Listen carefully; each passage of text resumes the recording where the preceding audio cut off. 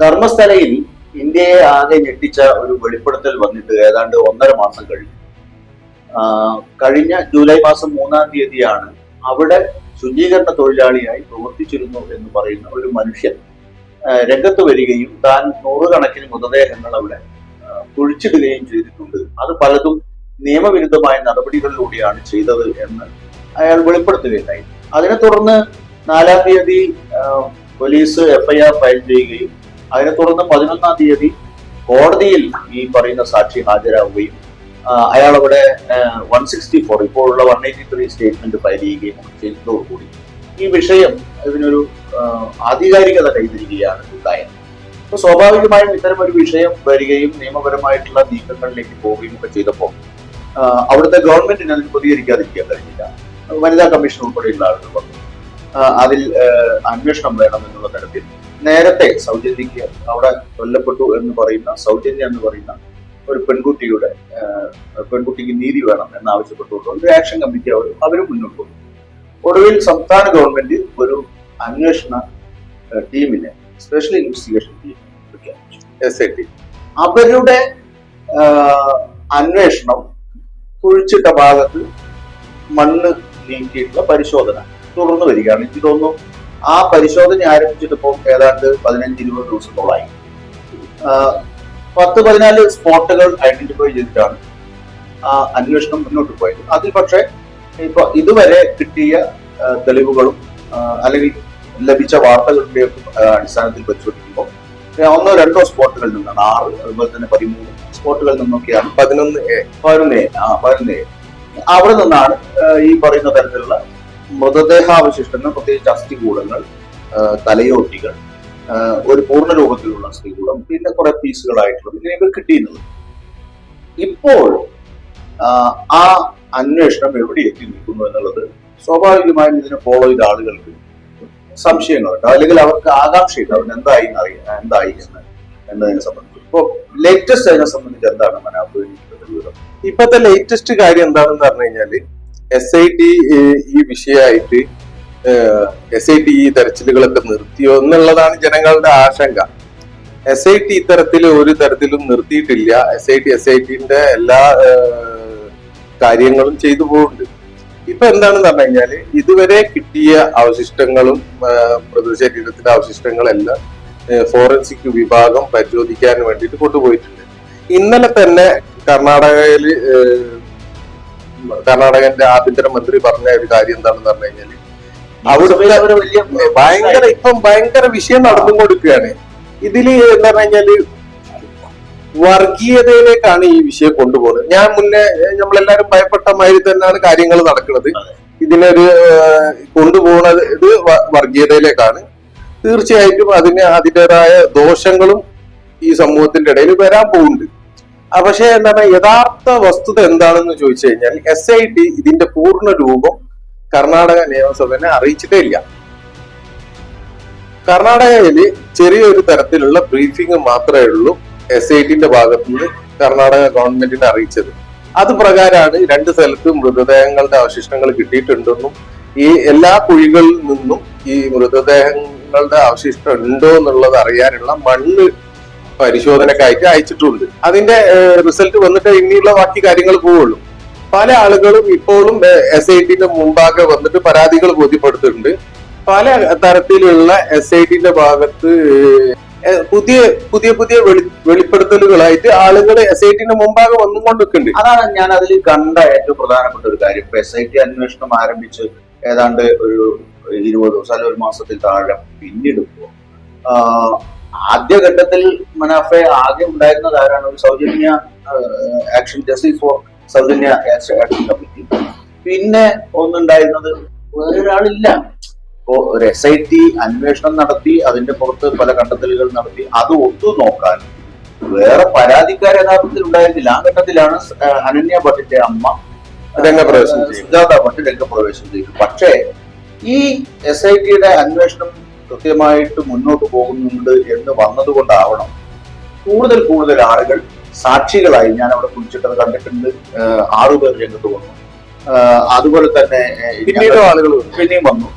ഞങ്ങൾക്ക് നഷ്ടപ്പെട്ടിട്ടുണ്ട്, ആളുകളെ ഇങ്ങനെ നഷ്ടപ്പെട്ടിട്ടുണ്ട് എന്ന് പറഞ്ഞുകൊണ്ട് ആളുകൾ രംഗത്ത് വരുന്നു. അപ്പൊ SITയുടെ അന്വേഷണം ശരിയായ ദിശയിലാണ് പോകുന്നത് എന്ന ഒരു തോന്നൽ അതിൽ നിന്നൊക്കെ ഉണ്ടാകുന്നുണ്ട്. വിശ്വാസത്തിൽ എടുത്തു തുടങ്ങിയിരിക്കുന്നു എന്ന് പറയാൻ കഴിയും. പക്ഷെ അത് മാത്രം പോരല്ലോ. കാരണം ഈ തരത്തിൽ നൂറുകണക്കിന് മൃതദേഹങ്ങൾ അവിടെ പിന്നെ സംസ്കരിച്ചിട്ടുണ്ട് അല്ലെങ്കിൽ കുഴിച്ചിട്ടിട്ടുണ്ട് എന്ന് പറയുന്ന ഒരാളെ സംബന്ധിച്ചിടത്തോളം അത് കൃത്യമായി കാണിച്ചു കൊടുക്കാൻ കഴിയാതെ പോകുന്നതിന് പിന്നിലുള്ള കാരണങ്ങൾ എന്തൊക്കെയാണ്? അവിടുത്തെ ഭീമന്റെ തന്നെ ഇപ്പൊ ഒരു ദേശീയ മാധ്യമങ്ങളിൽ വന്ന ഇന്റർവ്യൂവിൽ തന്നെ ഭീമ പ്രത്യേകം പറയുന്നത്, അതെ, അതിനുശേഷം പിന്നെയും 2-3 ചാനലിൽ വന്ന് അതിലൊക്കെ വ്യക്തമായിട്ട് പറഞ്ഞിട്ടുണ്ട് ഇവിടുത്തെ പ്രകൃതിയുടെ രൂപം തന്നെ മാറിയിട്ടുണ്ട്. ഞാൻ 13 നമ്പറിൽ കുഴിച്ചിടുന്ന സമയത്ത് അവിടെ ഒരു ചെറിയ റോഡ് ഉണ്ടായിരുന്നു. ആ റോഡ് ഇപ്പൊ കാണാനില്ല. അവിടെ ഉണ്ടായിരുന്ന ഒരു വീടുണ്ടായിരുന്നു. ആ വീട് ഒന്നും ഇപ്പൊ ഇല്ല. അങ്ങനെ പല കാര്യങ്ങളും അവിടെ മാറ്റം വന്നിട്ടുണ്ട്.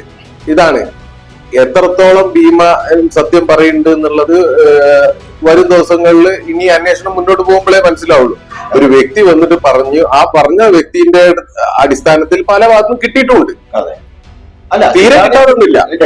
അതേസമയം നമ്മൾ ആ വിഷയത്തെ കാണുന്ന സമയത്ത് പോലീസ് SIT രൂപീകരിച്ചു. ഈ ഭീമയെ 17 മണിക്കൂർ അവർ എന്ത് ചെയ്തു? ക്വസ്റ്റ്യൻ ചെയ്തു. പല വിശദാംശങ്ങളും തേടി. അയാൾ പറയുന്നതിലെ ശരിയും ശരികേടും കൃത്യമായി അറിയുന്നവരാകുമല്ലോ. കാരണം ഉന്നത ഉദ്യോഗസ്ഥർ ഉൾപ്പെടുന്ന ടീം, അത് പല കേസുകൾ തെളിയിച്ച ഉദ്യോഗസ്ഥരാണ്. ആ രീതിയിൽ ഖ്യാതി നേടിയിട്ടുള്ള ടീമാണ്. അപ്പൊ അവര് ഈ ഭീമയുമായി നടത്തിയ സംഭാഷണത്തിൽ, അവരുമായി നടത്തിയ അന്വേഷണം, അവർക്ക് ഏറെക്കുറെ അയാൾ പറയുന്നതിൽ ശരിയുണ്ട് എന്ന് ബോധ്യപ്പെടാതെ ഇത്രയും വലിയൊരു സന്നാഹവുമായി വന്ന് ഈ പറയുന്ന തരത്തിലുള്ള ഒരു അന്വേഷണം നടത്തുമെന്ന് വിശ്വസിക്കാൻ തരവില്ല. ഇല്ല, അതെ, പണം ഒരു ദിവസം ഏകദേശം നല്ലൊരു എമൗണ്ട് ചെലവാക്കിക്കൊണ്ടാണ് ഈ ഒരു ഇത്രയും ഉദ്യോഗസ്ഥർ, ആയിരക്കണക്കിന് ഉദ്യോഗസ്ഥര് ഒരു ദിവസം ഇതിനു വേണ്ടി പ്രവർത്തിക്കുന്നുണ്ട്. അപ്പം ഇത് നിസ്സാരമായ കാര്യമല്ല. പിന്നെ എന്താന്ന് കഴിഞ്ഞാൽ ഈ ഒരു ഭാഗങ്ങളിലുള്ള സ്ഥലത്തിന്റെ കുറച്ച് ഘടന മാറിയിട്ടുണ്ട്. അതുപോലെ തന്നെ ഭീമ അതിൽ പറയുന്നുണ്ട്, ഞാൻ കുഴിച്ചിട്ട ഭാഗത്ത് വലിയ മരങ്ങളായി മാറിയിട്ടുണ്ട്. ആ മരങ്ങൾ മുറിക്കാൻ അവിടുത്തെ ഫോറസ്റ്റ് അധികാരികൾ സമ്മതിക്കുന്നില്ല. സ്വാഭാവികമായിട്ടും അങ്ങനെ തന്നെ വരിക. അങ്ങനെ അതിന് 20 വർഷമായിട്ടുള്ള 30 വർഷത്തിന്റെ ആയി. പിന്നീട് എന്താ പറഞ്ഞാൽ ഈ ചുവന്ന മണ്ണില് നോർമലി ഈ മൃതദേഹങ്ങൾ പെട്ടെന്ന് ദ്രവിച്ച് തീരുന്നുള്ളതാണ് നിയമസഭയിൽ അവിടുത്തെ മന്ത്രി തന്നെ പറയുന്നത്. അപ്പൊ ഇത്തരത്തിലുള്ള ഒരു സംഭവത്തിനെ ഇപ്പൊ ഞാൻ ഈ വിഷയത്തിൽ ചോദിക്കണം, ഇതില് ജസ്റ്റിസ് ഫോർ സൗജന്യന്റെ ആളുകളോ മറ്റുള്ള ഏത് ആക്ടിവിറ്റി ചെയ്യുന്ന ഇതിന്റെ ആക്ടിവിസ്റ്റുകൾ ആരുപോലും അമ്പലത്തിനെ പറ്റി ഒരു അക്ഷരം പറഞ്ഞിട്ടില്ല. ഇതിന് അമ്പലമായിട്ട് യാതൊരു ബന്ധമില്ലാത്തവര് ഈ അന്വേഷണത്തെ ഏതെങ്കിലും തരത്തിൽ തകർക്കണമെന്ന് ആഗ്രഹിക്കുന്നവരാണ്. കാരണം അമ്പലത്തിന്റെ മറവിൽ, ഈ പറയുന്ന വിശ്വാസികളുടെ ബലത്തിൽ, അല്ലെങ്കിൽ അത്തരത്തിൽ ഒരു നറേറ്റീവ് ഉണ്ടാക്കി ഈ അന്വേഷണത്തെ ഏത് വിധേനയും തടയണം എന്നുള്ള തരത്തിൽ ചിന്തിക്കുന്നവർക്കല്ലാതെ ക്ഷേത്രവുമായി ഇതിനെ കണക്ട് ചെയ്യുന്നില്ലല്ലോ. പോലീസ് കണക്ട് ചെയ്യുന്നില്ല, സാക്ഷി കണക്ട് ചെയ്യുന്നില്ല. സാക്ഷി പറയുന്നുണ്ട്, അതായത് ഈ ക്ഷേത്രത്തിലാണ് ജോലി ചെയ്തത്, അവിടുത്തെ ജോലിക്കാരനായിരുന്നു. മാത്രവുമല്ല, എന്നോട് അവിടുത്തെ സൂപ്പർവൈസർമാർ ഇൻസിസ്റ്റ് ചെയ്തതിന്റെ ഭാഗമായിട്ടാണ് നിർബന്ധിച്ചിട്ട് ഭീഷണിപ്പെടുത്തിയിരിക്കുകയാണ് ഞാൻ ഇത് തുടർന്നു പോകുന്നത് എന്ന് അയാൾ പറയുന്നുണ്ട്. അങ്ങനെയാണ് മൊഴി അയാൾ കൊടുത്തിട്ടുള്ളതാണ് നമ്മൾ മനസ്സിലാക്കുന്നത്. അപ്പൊ അങ്ങനെ വരുമ്പോ ആ തരത്തിലുള്ള ഏതെങ്കിലും ആളുകളുടെ ബന്ധം എന്നല്ലാതെ അവിടുത്തെ ഏതെങ്കിലും സൂപ്പർവൈസേഴ്സോ അല്ലെങ്കിൽ അവിടുത്തെ ഏതെങ്കിലും സ്റ്റാഫാണോ ആ ക്ഷേത്രം എന്ന് പറയുന്നത്? അല്ലല്ലോ. അല്ല, ക്ഷേത്രം എന്ന് പറയുന്നത് അതിലൊക്കെ അപ്പുറത്തുള്ള ഒരു സംവിധാനമല്ലേ. പിന്നെ അത് മാത്രമല്ല, ഈ തെരച്ചിൽ നടക്കുന്നത് ക്ഷേത്രത്തിൽ നിന്ന് ഒരു 2-3 കിലോമീറ്റർ അപ്പുറമാണ്. പക്ഷെ നമ്മൾ ഇതുമായിട്ട് ബന്ധപ്പെട്ട അതിന്റെ മേലധികാരികൾക്ക് അതിൽ റോളുണ്ടോ എന്ന് സംശയിക്കാവുന്ന കുറെ കാര്യങ്ങൾ അതിനിടയ്ക്ക് സംഭവിച്ചു കേട്ടോ. അതെന്താന്ന് വെച്ചാൽ, ഒന്ന്, ഈ ഇതുമായി ബന്ധപ്പെട്ട ഒരു സംഭവം നടന്നിട്ടുണ്ടെങ്കിൽ 100 തരത്തിലുള്ള ഡയമെൻഷനിൽ നിന്നുകൊണ്ട് ആളുകൾ വാർത്ത ചെയ്യും. അതാണ് ഈ കാലം, സോഷ്യൽ മീഡിയയുടെ കാലം. അപ്പൊ അങ്ങനെ വാർത്ത വരുന്ന സമയത്ത് പൊള്ളുന്നുണ്ട് ആർക്കും.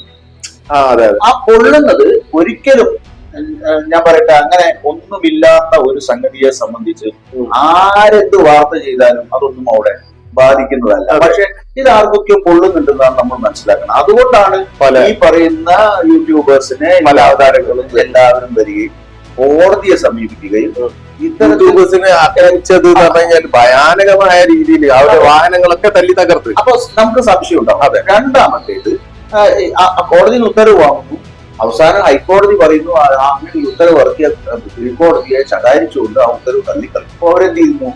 അവർ സുപ്രീം കോടതിയിൽ പോയി എന്താണ് ഈ പേരോ അല്ലെങ്കിൽ ഇത്തരത്തിലുള്ളതുമായി ബന്ധപ്പെട്ട ആളുകളുടെ പേരോ ഒന്നും വരാൻ പാടില്ല എന്ന തരത്തിൽ ഒരു ഒരു ഓർഡർ സമ്പാദിക്കുന്നതിന് വേണ്ടി ശ്രമിക്കുന്നത് എന്തിന് എന്നൊരു ചോദ്യം ഉണ്ടല്ലോ. അതേസമയം SIT പ്രഖ്യാപിച്ചു. SIT പ്രഖ്യാപിച്ച സമയത്ത് ആരൊക്കെ സ്വാഗതം ചെയ്തത്? എല്ലാവരും സ്വാഗതം ഈ അന്വേഷണം തടസ്സപ്പെടുത്തണം എന്ന് വിചാരിക്കുന്ന രണ്ട് പ്രധാനപ്പെട്ട ശക്തികളാണല്ലോ. ഒന്ന് ഈ പറയുന്ന ധർമ്മസ്ഥല ക്ഷേത്ര ട്രസ്റ്റുമായി ബന്ധപ്പെട്ട അതിന്റെ പരിസരത്തുള്ള ഡി ഗാങ്, ധർമ്മസ്ഥല ഗാങ് അല്ല സത്യം ഡി ഗാങ്. രണ്ടാമത്തത് BJP അല്ലേ? അപ്പൊ ഇവർ രണ്ടുപേരും ആദ്യം ഈ അന്വേഷണത്തെ സ്വാഗതം ചെയ്തതാണ്. നിയമവാഴ്ചയുള്ള ഒരു രാജ്യത്ത്, നിയമവാഴ്ചയുള്ള ഒരു സംസ്ഥാനത്ത് ഇത്തരം ഒരു വിഷയം ഉയർന്നു വന്നാൽ എന്താണ് ചെയ്യുക? ഇനി BJP ആണ് അധികാരത്തിലിരിക്കുന്നത് കരുതുക. BJPയും ഇതേ ഭരണഘടനയ്ക്ക് കീഴിൽ ഇതേപോലെ ഒത്തെടുത്ത് ഇതേപോലെ അധികാര അവകാശങ്ങളോടുകൂടി പ്രവർത്തിക്കുന്ന ഒരു ഗവൺമെന്റ് ആയിരിക്കുമല്ലോ. അവരെന്ത് ചെയ്യും? ഇങ്ങനെ ഒരു വെളിപ്പെടുത്തൽ ഒരാൾ കൊണ്ടുവന്നാൽ അത് വരില്ല എന്നുള്ളത് വേറെ കാര്യം. വന്നാൽ എന്ത് ചെയ്യും? അവർക്കും ചെയ്യാനുള്ളത് ഇതേ ഉള്ളൂ, അന്വേഷണം നടത്തുക എന്നുള്ളതാണ്. അതെ, എന്ത് തരം അന്വേഷണം നടത്താനുള്ളത്? രേഖകൾ പരിശോധിച്ചിട്ടുള്ള അന്വേഷണം അല്ല ഇത്. കാരണം ഒരു കള്ളക്കണക്കുണ്ടാക്കി കുറെ പണം പറ്റിച്ച കേസല്ല. ആളുകളെ മൃഗീയമായി ബലാത്കാരം ചെയ്യുകയും കൊല്ലുകയും അത് നിയമത്തിന്റെ വഴിയിലൂടെ സഞ്ചരിക്കാതെ അത് മറവ് ചെയ്യുകയും ഒക്കെ ചെയ്ത നിഷ്ഠൂരമായ നടപടിയെ കുറിച്ചാണ് അന്വേഷിക്കേണ്ടത്. എങ്ങനെ അന്വേഷിക്കും? BJPയുടെ ഗവൺമെന്റ് എങ്ങനെ അന്വേഷിക്കും? ഒരു ചോദ്യമല്ലേ. BJPയുടെ ഗവൺമെന്റ് ആണെങ്കിൽ എന്ത് ചെയ്യും? ഈ പറയുന്ന ഭൂമി ഡിഗ് ചെയ്തിട്ട് അവിടെ ഉണ്ടോ എന്ന് നോക്കുക, അല്ലാതെ വേറെ മാർഗമില്ല. അതല്ലേ SIT ചെയ്യുന്നത്.